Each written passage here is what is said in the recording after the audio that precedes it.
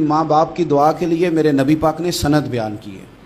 सैयद आलम सल्लल्लाहु अलैहि वसल्लम फरमाते हैं, जब भी माँ बाप औलाद के लिए हाथ उठाते हैं रब ज़रूर कबूलियत का शरफ अता करता है। तो जहाँ सनद मौजूद है ना, कुछ इफ्तिताह अब्बा जी से भी करा लेनी चाहिए। कुछ काम शुरू करने से पहले सिर्फ अम्मा से ही दुआ करा लेनी चाहिए। ये वाला इफ्तिताह भी बड़े काम का है, क्योंकि यहाँ सनद बयान कर दिया मेरे नबी करीम। तो जनाब जुरैज की माँ नाराज़ हो गई, कहने लगी अल्लाह इसने मेरी बात नहीं सुनी। अब थे तो वो नेक, लेकिन रब करीम की हिकमत का तकाजा है, माँ की दुआ को भी कबूल करना था। अल्लाह ने आजमाइश में मुब्तला कर दिया। वालदा तो चली गई, वो एक खैमे में, एक कुटिया में, एक झोंपड़ी में इबादत करते थे, अल्लाह को याद करते थे, रब रब करते थे, और लोग उनकी बड़ी तारीफ़ भी करते थे। लोग उनके इरादतमंद भी थे, अकीदतमंद भी थे, अहले मोहब्बत भी थे। एक औरत आ गई, बस वो अल्लाह की हिकमत पूरी होनी थी। उसने आके पहले तो उन्हें अपनी तरफ माइल करना चाहा, जब ना माइल हुए तो इल्ज़ाम लगा दिया। ये हमारे दौर का तकाजा है, लोग पहले आपको अपने हक में कायल करते हैं, अपनी फर्मा बरदारी में लाना चाहते हैं। अगर आप नहीं आते तो फिर वो आपको मुजरम करार दे देते हैं, या मेरे साथ चल वरना फिर मैं तेरे खिलाफ प्रोपेगेंडा करूंगा। दो ही बातें। पहले उसने कायल किया, जब जनाब जुनैद कायल ना हुए तो उसने करीब एक चरवाहा था, उस चरवाहे के साथ जाके मुंह काला किया। मुकर्रा वक्त पे बच्चा पैदा हो गया। लोगों ने कहा किसका है? कहने लगी इस खानका में, इस हुजरे में इबादत करने वाले का है। अगर किसी दीनदार पर जरा सा भी इल्ज़ाम लग जाए तो आप यकीन करें कि बड़े बड़े खौफनाक लोग भी नेक हो जाते हैं। जिनका अपना सारा माजी काला स्याह हो वो भी उजालों के राहबर बन जाते हैं। जिनकी अपनी ज़ुबानें सारी ज़िंदगी आलूदा रही हों वो भी बड़े बड़े आला सच बोलने लगते हैं। आला कच्चे मेरे मकान की दीवार क्या गिरी, लोगों ने तो मेरे सेहन में रस्ते ही बना लिए। बड़े लोग आ जाते हैं, फिर बड़ा कुछ करते हैं और बड़े बड़े खौफनाक जुमले कसते हैं। बस को नुक्ता जो हाथ आ गया, ऐसा जैसे गिरने का इंतज़ार कर रहे थे। अब जनाब लोग उठे, एहतजाज शुरू हो गया, शोर पड़ गया। ये बाबा बड़ा नेक बनता था, नफल पढ़ता था, इबादतें करता था, देखो इसका हाल क्या है कि इसने नाजायज बच्चा पैदा किया। बगैर तहकीक के मैं कह चुका हूं कि उलझे उलझे बिखरे बिखरे रोज शब देखेगा कौन, लोग तेरा जुर्म देखेंगे सबब देखेगा कौन। लोग तेरा जुर्म देखेंगे सबब, कोई गौर नहीं करता कि वजह क्या थी। ओ भाई कुछ तो मजबूरियां रही होंगी, यूं ही कोई बेवफा नहीं होता। इल्ज़ाम लगा दिया, शोर हुआ, एहतजाज हुआ, दुनिया इकट्ठी हुई। उनका उन्होंने उजरा गिरा दिया, मारा भी, पीटा भी, एक नेक आदमी को बदनाम भी किया, बुरा भला भी कहा, गालियां भी दी, जो कर सकते थे किया। अब जब सज़ा देने लगे ना तो जनाब जुरैज कहने लगे थोड़ी सी इजाज़त देते हो, मार तो तुमने देना ही है। कहा जनाब ठीक है देते हैं। उन्होंने कहा सिर्फ 2 नफल पढ़ने हैं। अब वो नफल पढ़ रहे थे तो लोग उस वक़्त भी कह रहे थे फराड ही कर रहा है, धोखा ही दे रहा है। चूँकि ज़हन बन गया ना, बदगुमानी आ गई। उन्होंने 2 नफल पढ़ के हाथ उठाए, कहा अल्लाह जाना तो मैंने है, पर इस रुसवाई के साथ जनाजे तक नहीं खराब हो जाते, कब्रें तक नहीं लोग बदनाम कर देते। कहा अल्लाह जाना तो है, फिर इस रुसवाई के साथ तो मेरी मदद फरमा। अब तो मेरा केस तेरी ही अदालत में है, तू रहमत का दरवाज़ा खोल। हाथ उठाए, दुआ मांगी, नफल पढ़े, पूरे मजमे पे नजर दौड़ाई, कोई नहीं था सपोर्ट करने वाला। कल तक जो कहते थे ना तेरे लिए जिएंगे, तेरे लिए मरेंगे, सारी उम्र ही आटा गुद्दा है, लखा कीते नहीं पेड़े। अब वक्त आया ही ते मोहम्मद बख्शा कोई नहीं हो बैठा नेड़े। एक बंदा भी नहीं था, वोटर सपोर्टर साथ देने वाला कोई नहीं था। तो जनाब जुनैद बच्चे की तरफ इशारा करके कहने लगे कोई नहीं बोल रहा, तू ही बोल के बता दे तेरा बाप कौन है, तू ही बोल के बता दे कौन है। अल्लाहु अकबर। मेरा रब जब चाहे तो बच्चे बोलते हैं, रब चाहे तो गूंगे बोलते हैं, रब जब चाहे तो फिर पत्थर भी बोलते हैं। जब कहा ना तू ही बता तो बच्चा बोला, और बोल के कहने लगा मेरा बाप जुरैज नहीं, मेरा तो वो है जो बकरियां चराने वाला है, वो मेरा बाप। जब रब करीम ने तौफीक दी तो बच्चा बोल पड़ा। जब रब बंदोबस्त करता है किसी की इज्जत की हिफाजत का तो फिर कोई उसे रुसवा कर सकता। याद रखना, जब रब मुहाफिज हो तो फिर लोगों का प्रोपेगेंडा वहां कुछ कर सकता।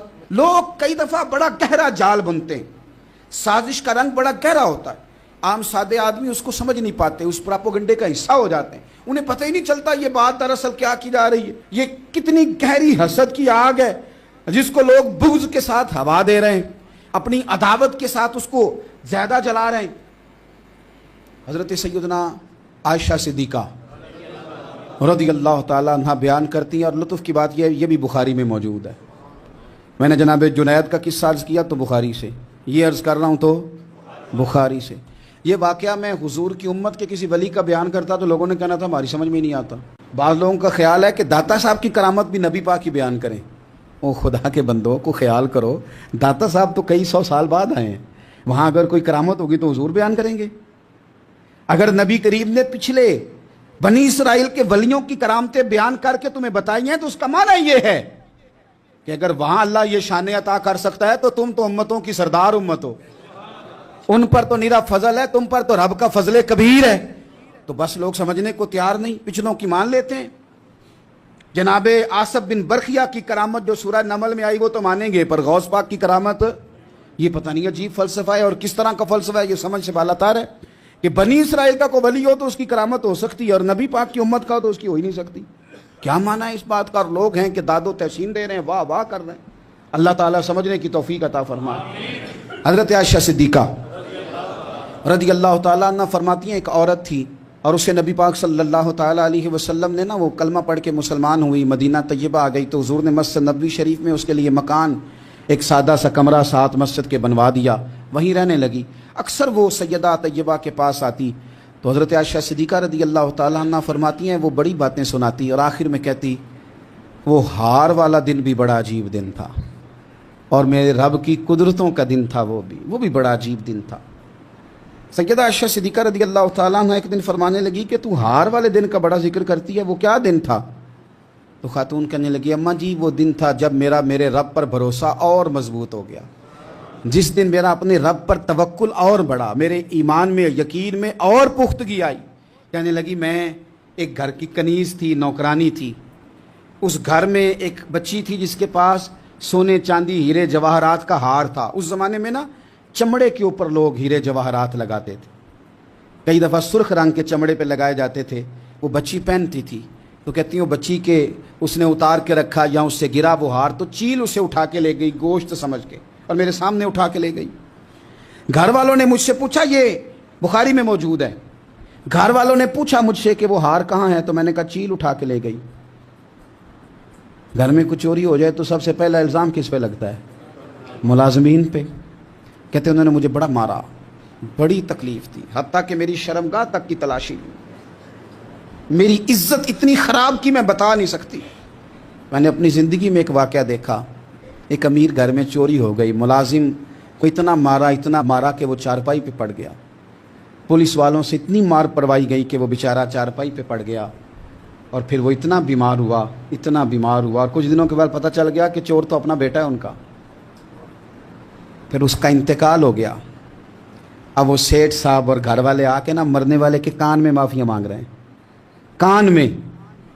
تو میں نے ان سے پھر کہا تھا کہ یہ تو اب چلا گیا ہے، تمہارا زور چلتا تھا نا تو تم نے قانون خریدا اور تم نے اسے جس نہ ہو سکا تم نے اسے مار پڑوائی، تمہارے پاس جو عدالتیں تھیں تم نے وہاں کارروائی کی، اب ایک عدالت قیامت کے دن لگے گی۔ یہ کمزور تھا نا، کچھ کر نہیں سکا۔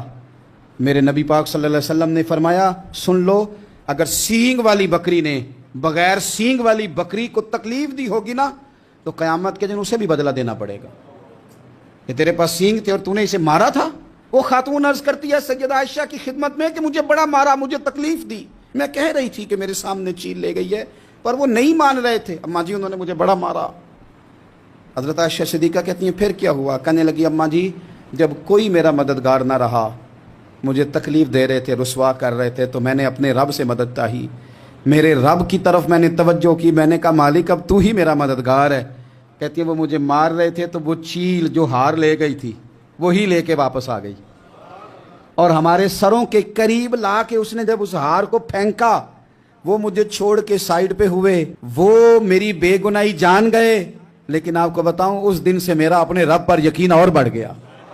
مجھے سمجھ آ گئی کہ جب انسان پورا ٹوٹ جاتا ہے اور جب کوئی چاروں جانب اس کا مددگار نہیں ہوتا تو رب تو ہوتا ہے نا، اللہ تو اس کا مددگار ہوتا ہے نا، وہ تو پھر اپنے اس بندے کی مدد کرتا ہے نا، پھر وہ تو توانائی دیتا ہے نا، وہ تنہا نہیں چھوڑتا، وہ تو آنسوؤں والوں کے آنسوؤں پہ بڑا کرم فرماتا ہے، وہ تو قسم پرسی میں آ جاتا ہے، اس کی رحمت بڑھ کے استقبال کر لیتی۔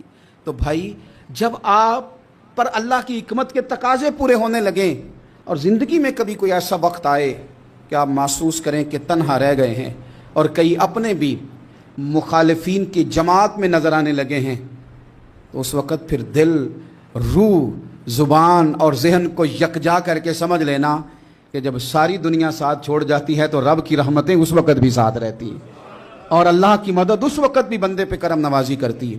ایک اور حدیث سنیں، لطف کی بات یہ ہے، یہ بھی بخاری میں ہے، یہ بھی واقعہ بخاری میں ہے۔ اللہ اکبر۔ ایک شخص نے ایک بندے سے قرض مانگا، اس نے کہا مجھے قرضہ دو۔ وہ کہنے لگا کہ کتنا قرضہ؟ اس نے کہا 1000 دینار۔ دینار سونے کا ہوتا تھا، درہم چاندی کا ہوتا تھا۔ 1000 دینار چاہیے۔ اس نے کہا کوئی گواہ ہے تیرے پاس؟ غریب کا گواہ بھی کوئی نہیں بنتا، کبھی الجھ جائے نا کو بندہ تو کئی اپنے بھی کہہ دیتے ہیں کہ ہم اس کے قول فعل کے ذمہ دار نہیں ہیں۔ ایک غریب آدمی کو قرض کی ضرورت پڑ گئی، 1000 دینار